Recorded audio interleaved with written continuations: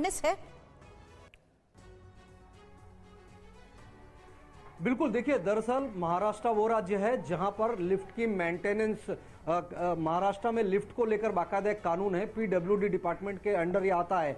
लेकिन सवाल है कि कोई भी घटना देखें, हाल के अगर हम पिछले 3-4 महीनों की बात करें तो लगभग 4 से 5 ऐसी घटनाएं हुई हैं, लेकिन कहीं पर भी पीडब्ल्यूडी डिपार्टमेंट का ऐसा कोई रोल आया नहीं है। हाल के दिनों में कांदिवली में घटना हुई थी और मामला कोर्ट में चला गया। जो एफआईआर हुई उसमें किसी प्रकार की कार्रवाई नहीं। कुछ महिलाएं हमारे साथ में हैं जो इस पूरे मामले को फेस करती हैं। आप लोगों को कभी ऐसा किसी ने एजुकेट किया है कि लिफ्ट में जाते हैं, कभी कुछ इमरजेंसी सिचुएशन आ गई तो कैसे हैंडल करना है? हाँ, पहले तो उस सिचुएशन में हमें कामली रहना है और इफ़ आपके पास फ़ोन है तो फ़ोन कीजिए, वरना लिफ्ट में बेल है उसे रिंग कीजिए कि आपके। ये चीजें आप जानती हैं, लेकिन सवाल है कि इस बारे में किसी ने आपको बताया? जो लिफ्ट मेंटेनेंस करने के लिए लोग आते हैं उन्होंने कभी इस बात की जानकारी दी? नहीं, इस बात की जानकारी हम में से किसी को नहीं है। हम तो एजुकेटेड है, इसके लिए हमें पता चल रहा है। एग्जैक्टली आपको कभी इस बात की जानकारी मिली? डर लगता है कभी? आप लोग लिफ्ट के अंदर जा रहे हैं, बच्चे हैं, कभी फंस गए? हाँ सर, बहुत डर लगता है, छोटे छोटे बच्चे भी रहते हैं। ठीक है, डर लगता है, ये ज्यादातर लोगों का कहना है। रजनीश रंजन हमारे संवाददाता इस वक्त हमारे साथ गुरुग्राम से मौजूद है। रजनीश, बात देखिए, लोग हैं, पदाधिकारी हैं, उनसे बात करेंगे, जानने की कोशिश करेंगे। लिफ्ट में जाते हुए कभी ऐसी स्थिति आती है कि डर लगता है कि छोटे बच्चे हैं, बुजुर्ग हैं, अचानक से अगर लाइट चली गई, लिफ्ट बंद हो गई तो?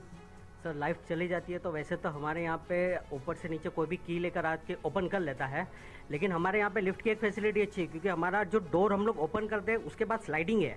तो ये स्लाइडिंग है तो उससे पता चलता है कि लिफ्ट ऊपर आई है नहीं है। लिफ्ट आई है तो ही स्लाइडिंग खुलेगा। लेकिन लिफ्ट की दुर्घटनाएं लगातार सुनने में आती है, उससे डर लगता है। किसी बुजुर्ग को अगर लिफ्ट में अकेला जाना हो, बच्चे को जाना हो, तो ऐसी स्थिति में उसको अकेला छोड़ने से भी डर लगता है।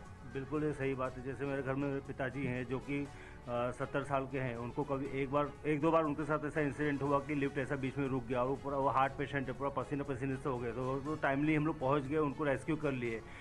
उसके बाद से उनको हम अकेले छोड़ते भी नहीं है लिफ्ट से, और इनफैक्ट हम अपने बच्चों को भी बोलते हैं कि लिफ्ट से नहीं जाने के लिए। बिल्कुल सफोकेशन की स्थिति होती है। लेकिन देखिए, जिन 11 राज्यों की बात हो रही ना, महाराष्ट्र में लिफ्ट एक्ट है और ये पीडब्ल्यूडी डिपार्टमेंट के अंडर में आता है। सामान्य तौर पर जब कोई घटना होती है तो सोसाइटी के पदाधिकारी और मेंटेनेंस कंपनी को जिम्मेदार ठहराया जाता है, लेकिन यहाँ पर पीडब्ल्यूडी डिपार्टमेंट जो है, जिस तरह का रूल्स रेगुलेशन है सोसाइटियों में मेंटेनेंस को लेकर, उसमें कुछ बदलाव की जरूरत लगती है आपको? देखिए, अभी हम हमारे यहाँ पे सालाना खर्चा 45,000 के अराउंड एनुअली मेंटेनेंस चार्जेस देते हैं कंपनी को। उसके बाद कंपनी अपने हिसाब से रेगुलर सर्विसिंग करती है। इसके बाद भी हमारी भी जिम्मेदारी बनती है कि उसका लिफ्ट का सही तरीके से इस्तेमाल किया जाए। छोटे बच्चे हैं, वो शरारती करते रहते हैं, या लिफ्ट का जो वजन हेवी वेट जो लगेज लेके जाते हैं, उससे भी हम लोग परहेज। बिल्कुल राजीव, बने रहे आप हमारे साथ। नवीन भटनागर साहब, देखिए एक समस्या ये भी है, पारस टेरा सोसाइटी जहां पर यह हादसा हुआ है, अगर हम वहां की ही बात करें, 28 फ्लोर की। तर अशा प्रकारे आमच्या सोसायटीमध्ये रिपोर्टर आले होते, कारण की खूप ठिकाणी लिफ्टबद्दल इश्यू होत आहेत. म्हणजेच की आपलं बॉम्बे साईडला पण कांदिवली मीरा रोडच्या कितीही घटना घडल्या आहेत की लाईट गेल्यानंतर लिफ्टमध्ये अडकण्याची स्थिती झाली आहे. का तर इन्व्हर्टर खराब असल्याकारणाने किंवा इन्व्हर्टर लावल्या नसल्याकारणाने. तर अशा प्रकारे खूप अशा घटना घडायला आत्ता जास्त लागल्या आहेत. तर एक पाऊल आम्ही असा उचलला होता की ह्या सगळ्या समस्या रिपोर्ट न्यूजमध्ये कराव्यात, जेणेकरून बिल्डर जागे होतील किंवा इतर गोष्टी समोर येतील. तर त्यासाठी हे पाऊल उचललेलं आहे. आणि मीटिंग होती संडे, असंच आमच्या मीटिंगमध्येच केलेलं आहे. मी शूट करत असल्याकारणाने मी तुम्हाला दिसत नाही आहे जास्त. तर पहिलाच एक्सपिरियन्स होता हा. लाईव्ह चालू आहे, तर त्यामुळे हे अंकल पण बघत आहे डायरेक्ट समोरासमोर. तर पहिल्यांदाच हे एक्सपिरियन्स होता की तर सर्व इथे जमलेले आहेत. ते प्रत्येकजण लिफ्टमध्ये अडकलेलंच आहे. मी सुद्धा 2-3 वेळा अडकलेले आहेत आणि खरंच इथे खूप काळजी घ्यावी लागते. तर हे सगळं करण्याचा मागचा हेतू आहे की आता तरी सुधारा, आता तरी बिल्डर जे आहेत त्यांनी आपल्या सोसायटीकडे लक्ष द्या. नुसतेच बांधून ठेवून उपयोग नाही आहे. तर थोडंफार ते मेंटेनन्स ते आम्ही देतो, तर तुम्ही त्या प्रकारे सगळं करा, फॅसिलिटी द्या. आणि लहान मुलं नंतर त्याच्या आधी नंतर पाण्याचा इश्यू, नंतर गॅसचा इश्यू, अशा प्रकारे आम्ही सगळं सॉल्व करतो आहे. आमचे मेंबर सगळे आहेत ते एकजूट होऊन सगळे करत आहोत. तर अशा प्रकारे ही संडेची मीटिंग आमची झालेली आहे. श्री स्वामी समर्थ. हाय लोक, कशा आहात तुम्ही सगळे? मजेत आहात ना? मजेत असलं पाहिजे.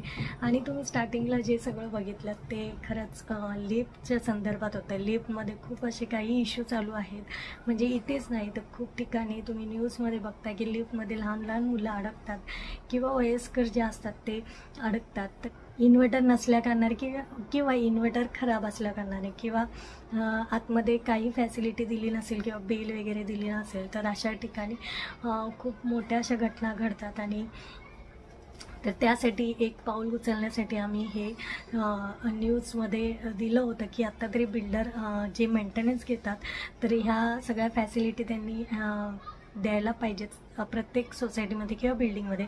तर आमच्या सोसायटीमध्ये फॅसिलिटी अशी आहे की लिफ्टमध्ये तरी पण अडकलं तर बेलचं ऑप्शन आहे किंवा ज्या मेन मेंबर असतात त्यांच्याकडे की असते, तर दरवाजा वाजवला किंवा बेल वाजवली की आपल्याला ती लोक बाहेर काढतात. तर अशा प्रकारे आम्ही खूप वेळा असं अडकलेलो आहोत. तर अशा फॅसिलिटी असल्यामुळे आम्ही निघलो पण आहोत.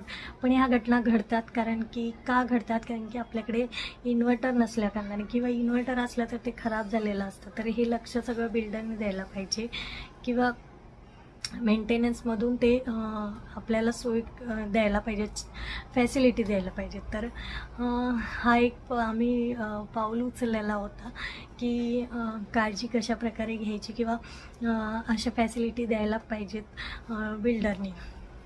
नुसतं सोसायटी बांधून काही होत नाही.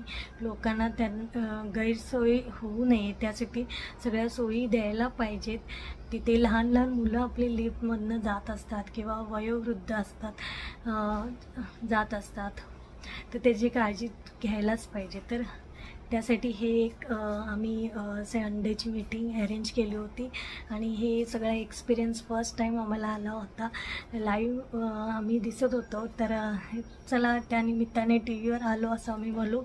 तर तुम्ही पण नक्की असं सोसायटीमध्ये काहीतरी प्रॉब्लेम असेल किंवा ते बिल्डर लोक ऐकत नसतील तर तुम्ही हा आपला पाऊल उचलाच, तेव्हा तरी ते जागे होतील आणि असं आपलं स्वतःचं संरक्षण करायलाच पाहिजे.